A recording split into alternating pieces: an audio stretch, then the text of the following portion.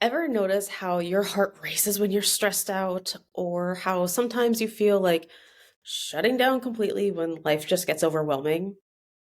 What if I told you there was a roadmap in your body that connects all the dots and explains it, and that we're able to change how it makes you feel? Well, that is the vagus nerve. It connects all the dots to how we feel physically, mentally. And today we are going to talk about the vagus nerve, but specifically the polyvagal theory and how it shows up in your life. So, hi, I'm Emily, and it starts at Vegas, where we dive into natural ways to help calm our anxiety and stress with the vagus nerve. And today's episode is all about the polyvagal theory and how to recognize it when we're dysregulated. We're going to talk about the signs that you're in that fight or flight or shutdown mode, and then simple practical ways to shift back into that calm, connected, happy, want to go meet people kind of state of mind. First off, what is the polyvagal theory? Well, it is let's break this down. The word poly means many, and vagal means Vegas. So the polyvagal theory talks about the many pathways that the vagus nerve takes, and it explains how our nervous system responds to stress and safety. So we're going to start thinking out how it looks like with traffic lights. One pathway of the vagus nerve is called the ventral, and that is your calm and connected state of mind. We're going to see it as the green light of emotional and physical regulation. Then we're going to talk about the sympathetic nervous system, and that's when you're in like fight or flight, and that is our yellow light. And then the dorsal vagal part of the vagus nerve, that's the red light, where we just shut down and stop. So, like I said, ventral, that means more front, and dorsal means back. And the way that I like to remember it is for the dorsal part, the back part, when that is signaling and going off, we take a quote unquote back seat to life. So dorsal means back. We take a back seat to what's going on and we just shut down. And the dysregulation happens when we get stuck in that yellow or red state of mind. So our sympathetic nervous system is going off and that dorsal part of the vagus nerve is flaring, and you're deciding if you need to fight, or just freeze. So that's kind of the science and visual part for the polyvagal theory. But I want you to be able to recognize which one you're in so that you can apply it to your life. So that's where it brings us into the signs of dysregulation and what that could look like. So, with the fight or flight symptoms, that is the yellow part of the traffic light, you're going to feel more anxious, irritable, kind of restless, or even possibly hyper focused on something.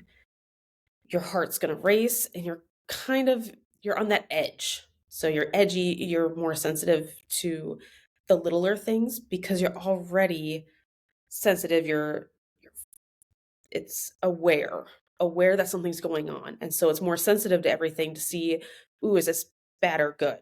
So that's where you can get that hyper focus where it needs to zone in on something and you just get irritable because you're on guard. So it's kind of what that would look like is if you've ever had an argument with someone and you can't stop like replaying it in your head, it just keeps going over and over and over. And that is going to remind your brain all the times of every detail that went into it.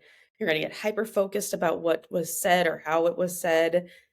You're going to get more edgy, which will make you more anxious. And it just kind of gets you stuck in that loop. Versus if you get into that shutdown, that dorsal part, you're going to feel numb.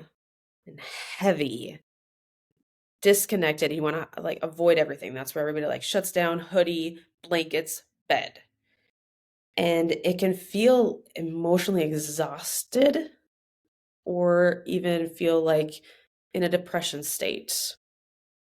So when you just want to curl up and hide away and you don't want to people anymore, you just want to be by yourself and hiding. And that is where that's that red light.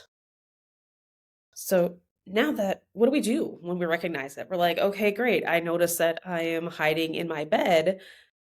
Now what? Well, now we kill our anxiety and stress with kindness. We're nice to our body. We recognize, hey, you're having a hard time. Let me help you through this. So we're going to shift out of that dysregulation mode and into the calm part, that green light. When we're in that fight or flight, the yellow, we're going to do grounding. Grounding is super helpful. Just take off your shoes, your socks, put your feet in the grass, take some slow breaths, breathe in, slowly exhale, and that is a good grounding technique. But it's winter right now and it's cold, and you're like, that's probably not going to be what I want to default to. Great. So maybe you can be in your house and just start dancing and moving in ways. And my favorite one is like to wiggle because you can just activate all these different parts in your body when you wiggle. Or you want to connect to a friend. Give your call your friend up and say, "Hey, what are you doing? Let's go meet for lunch." And you can have that eye contact with people and they can help you realize that you're in a safe spot. Nothing's coming at you at this moment. You might need to talk it out. But when you pick the right friend, they're going to be like, okay, you are trying to help yourself out here. Let's go for lunch and just chat, maybe laugh. It's a great tension release. But if you're in that shutdown mode and you're hiding from the world, you're like, I am not going to go outside for lunch. I am not going to see people, and that is just where I'm at. I am here in my space. Okay, well, now we need to do some gentle activation for yourself. You need to start small because you need that win right away. You need to get that reward. So just wiggle your toes, stretch in your bed, maybe like stand up and stretch, or again, just that gentle wiggling. So maybe you're not in full dance mode. Maybe you just need to sway and just feel that rhythm of back and forth. And if it's possible, if you live with someone, you can just be like, hey, can you just sit with me? We don't have to talk. I just need you to be here. And if they like that physical touch and you like the physical, like maybe just hold hands or a hug. Hugs are great. They give out all kinds of hormones to help you feel better. And that, again, helps you have a gentle, again, kill it with kindness, a gentle way for you to start feeling safer so that you want to start seeing people and then getting yourself out of that shutdown mode. You can also just step outside, even a moment, or let the sunlight in. I know that when we do shutdown, we often want to like close the drapes and hide, but open it up, let that sun come in, let it hit your face, go outside, take a breath or two of fresh air, and just disrupt that shutdown. And these are all tools that we can help when we get overstressed and over anxious. And these are just little things that we can do. Again, we want that easy win. We do because it's overwhelming and we're not trying to add more to it. We're trying to make it easier. So we need easy tools. You just have to. So remember, when you're in that dysregulation mode, it's your body's way of protecting you. It's a really good thing. And the goal isn't to fight it. We need to recognize what's going on in our body, in physically, mentally. It's that body mind connection. Let those bell go off. Let the bells go off and say, hey, you're in this panic mode right now. How can we do something small and easy to make it feel better? And then gently shift back into that state of safety. So start small, choose one tool that you feel like, okay, my main default is to hide in my bed and just shut everybody out. We'll take one of these tools and say, okay, I can wiggle. I can wiggle. That's an easy thing to do. And then apply it. So have a plan, because these tend to be part of our life. We just need to learn how to, again, kill that stress with kindness. Be nice to yourself. It really does feel good once you start it.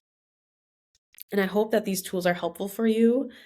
And share this episode with a friend who might need it. If you know that your friend that you call for lunch, that person has high anxiety, you can say, hey, this is helping me too. And you can say, we both have stressful times or stressful lives or overwhelming moments. Share it with each other, because when you call up your friend again, they're going to start recognizing when you need that help, and vice versa. And again, it just makes that connection stronger. So thank you for spending time with me today. Remember to breathe and to do something that makes you smile. Thanks for listening to It Starts at Vegas. If you enjoyed this episode, subscribe so you don't miss what's coming next. And if you're ready to take the next step toward calm, grab my free Vegas Nerve Reset video in the show notes. It's a quick and easy way to start feeling better today. And until next time, remember, wellness starts at Vegas.